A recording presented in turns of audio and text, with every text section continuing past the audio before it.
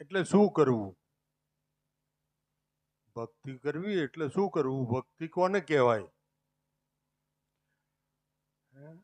આપણે ભજન ગાઈએ છીએ સવારના, એને ભક્તિ કહેવાય કે એના સિવાય કોઈ ભક્તિ હોય છે?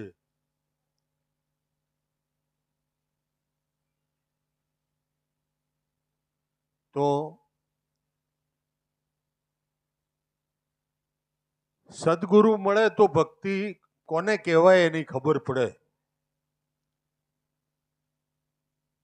બાકી ખબર પડે એવી નથી.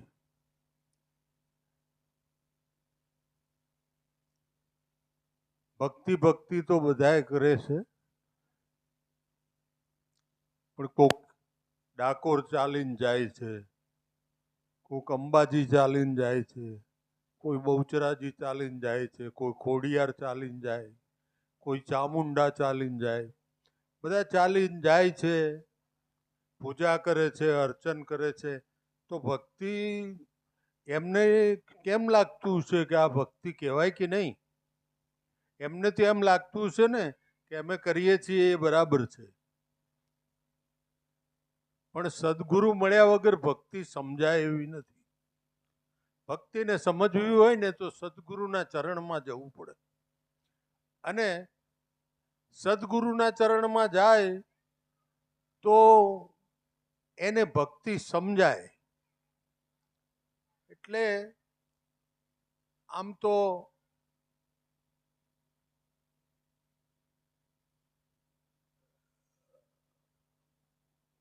ભક્તિ બધા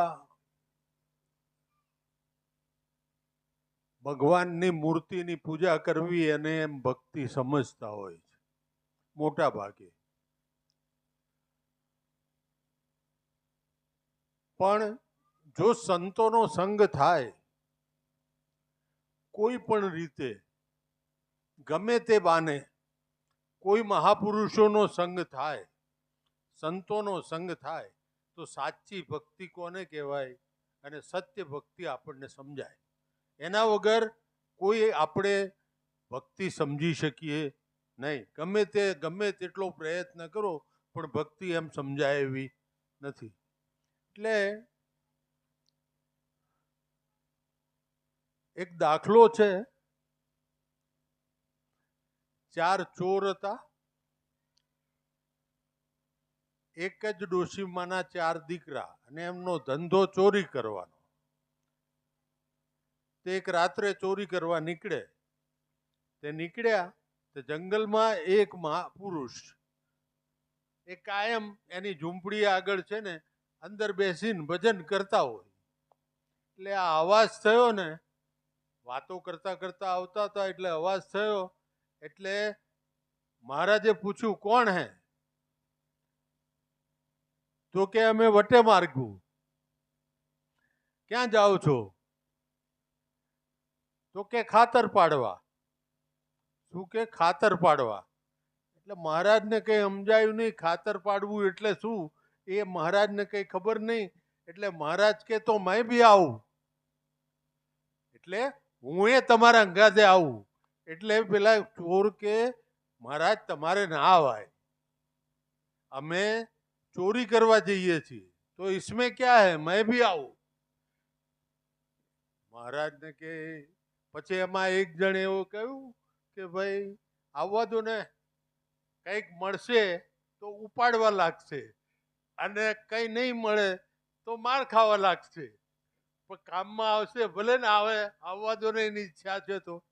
એટલે 4 ચોર અને એક મહારાજ, સાધુ મહારાજ, 5 જણ છે ને ચોરી કરવા નીકળ્યા. આ ચોરોને તો બધાને એ લોકોને નક્કી કરેલી જગ્યા હોય, અને એ જગ્યાએ જાય એટલે સીધા એમ પોતપોતાનું કામ કરવા પહોંચે. તે એક જ ઓસરીએ 4 મકાન. એ 4 મકાનમાં એક અંદર ગયો, એક આ મકાનમાં, એક બીજા ને, એક ત્રીજા ને, એક ચોથા. 4 મકાનમાં 4 જણ જતા રહ્યા. પછી મહારાજે વિચાર કર્યો કે મેં કહાં જાઉં? આ લોકો તો 4 મકાનમાં જતા રહે, પણ હું ક્યાં જઉં એમ. એટલે એમણે જોયું તો એક કૂદીને અંદર આવ્યા. પછી જોયું તો રસોડાનું તાળું ના હોય ને, રસોડું છે ને બને ત્યાં સુધી તાળા વગરનું જ હોય, એટલે ખુલ્લું હોય, એટલે તાળું નહોતું ત્યારે રસોડામાં ઘૂસ્યા મહારાજ ઘૂસ્યા તો રસોડા વસ્તુ હોય, ડબલા હોય, તે ડબલા એક બે ફેંદ્યા તો એક ખાંડનો ડબ્બો મળ્યો. તે ખાંડનો ડબ્બો મળ્યો ને એટલે કે महाराज के हाँ 2 दिन से मेरे ठाकुर को भोग नहीं लगाया तो भोग लगा दूं. હવે એમને તો પાટલો કાઢ્યો, પાટલા ઉપર બેને પછી અંદરથી જોડીમાંથી ઠાકોરજી કાઢ્યા, ઠાકોરજીને પાટલા ઉપર બેસાડ્યા અને ભોગ ધર્યો. મિશ્રી એટલે ખાંડનો ભોગ ધર્યો. હવે ભોગ ધરે ને એટલે શંખ વગાડવો પડે. શંખ વગાડ્યા વગર ભોગ ધરાય નહીં. એટલે મહારાજે તો 12 વાગે છે ને શંખ ફૂંક્યો એમણે તો. એટલે આ પેલા 4 જણ હતા ને કે મહારાજે ખરી કરી, હવે શું કરશું? તો બધા એક કૂદીને તો એમને કાયમની ટેવ હોય, કૂદીને બહાર નીકળી ગયા. મહારાજ એકલા ત્યાં ભોગ નરાવે. હવે મકાન માલિક તો જ્યાં અવાજ આવતો હોય ત્યાં જાય ને, એને અવાજ આવતો ત્યાં ગયા તો મહારાજ બેઠા બેઠા ભોગ ધરાવે. તો મહારાજ કે મકાન માલિક કે મહારાજ આપ ક્યાં કરતે હો? કે બીજી 4 મૂર્તિ છે, બીજી 4 મૂર્તિ છે, એ ખાતર પાડે છે, કે એ ખાતર પાડે છે ને હું ભોગ ધરાવું છું. એટલે પેલા મકાન માલિકને થયું કે આ બિચારા ભોળા ભાવે આવી ગયા લાગે છે. પણ ગમે તે રીતે આવ્યા, પણ સંત જુઓ ઘેર પધાર્યા તો એનું મકાન છે ને 4 મકાન છે ને એ ચોરાતા બચી ગયા. 4 મકાન ચોરાતા બચી ગયા, નહીં તો પેલા ચોરીને જવાના જ હતા આને શંખ ના ફૂંક્યો હોય તો. એટલે સંત કોઈ પણ રીતે મળે ને એને એ હંમેશા ફાયદામાં જ હોય. સંતની ઉપમા કોને છે? મહાપુરુષોને છે કે એ જો તમે બરાબર એના ઉપર ધ્યાન, એની વાતના ઉપર ધ્યાન દો તો સંત છે ને, સંતને મળવા માટે આપણે પ્રયત્ન કરવો ને એ સામેથી જ આવે. આ મહારાજ સામેથી જ ગયા. એમ છે ને સદગુરુ શોધવા કદી જવું નહીં, અને શોધવા જવાથી સદગુરુ મળે નહીં, અને મળે હે ને તો બાવા મળે કે પછી આખી દુનિયા આખી જિંદગી હેરાન કરે. એવા ગુરુ મળે. ગુરુ છે ને એ તમને શોધી લે. તમે કોઈ ગુરુ શોધવા ગયા? ના ગયા ને, તોય તમને બધાને ગુરુ મળ્યા ને. તો કેમ? સંત છે ને એ પોતાના છે ને, એને બાપા એવું કહેતા કે પોતાના હોય ને એને એ શોધી કાઢે. બાપા અત્યારે જતા રહ્યા, બરાબર, દેવ થઈ ગયા. હવે આપણે જઈશું ત્યારે એ તૈયાર હશે, એ શોધી કાઢશે આપણને ગમે ત્યાંથી. જેમ ઉગારામ દાદાએ શોધી કાઢ્યા ને ભોજા બાપાને, એમ શોધી કાઢશે. એટલે છે ને કોઈ પણ જગ્યાએ કોઈ પણ મહાપુરુષને પહેલા ઓળખી લેવા. જો મહાપુરુષ મળે ને તો આપણું કામ થાય. બાકી છે ને રજળપાટમાં જીવન જતું રહે. ઉગારામ દાદાની વખતે ભોજા બાપાના અને લાભુ દાદાના, દેવજી બાપાના, ભલા બાપાના, એમના બધાના પ્રોગ્રામ થતા.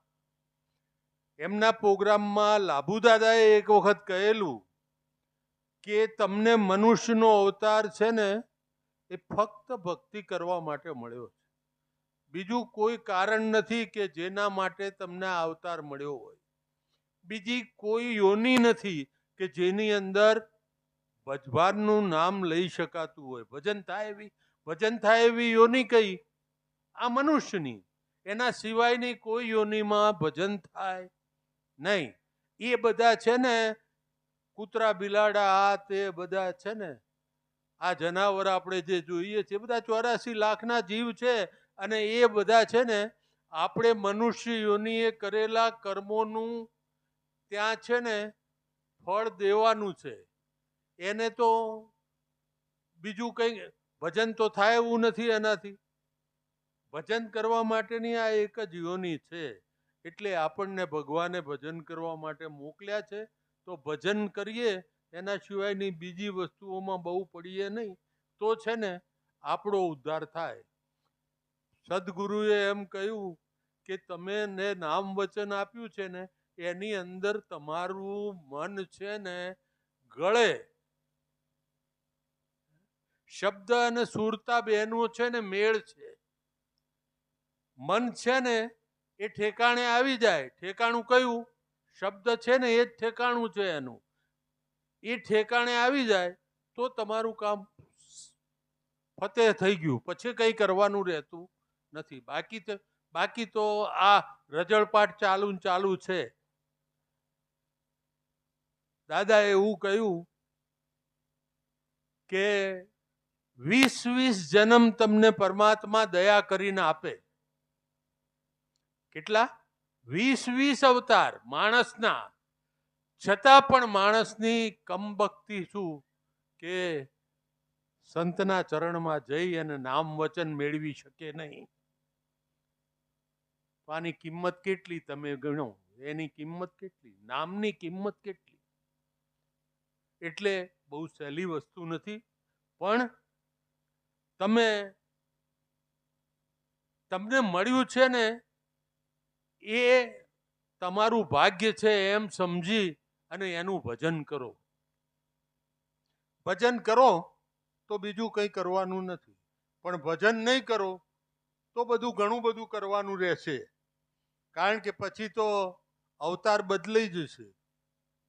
કયો અવતાર મળે, કયા મા બાપ મળે, અને કયા મા બાપ જોડે આપણે આખી જિંદગી કાઢવી પડે. 2 પગવાળા મળે, 4 પગવાળા મળે, કે પછી પૂંછડાવાળા મળે, શિંગડાવાળા મળે. કયા અવતારમાં આપણે જવાનું?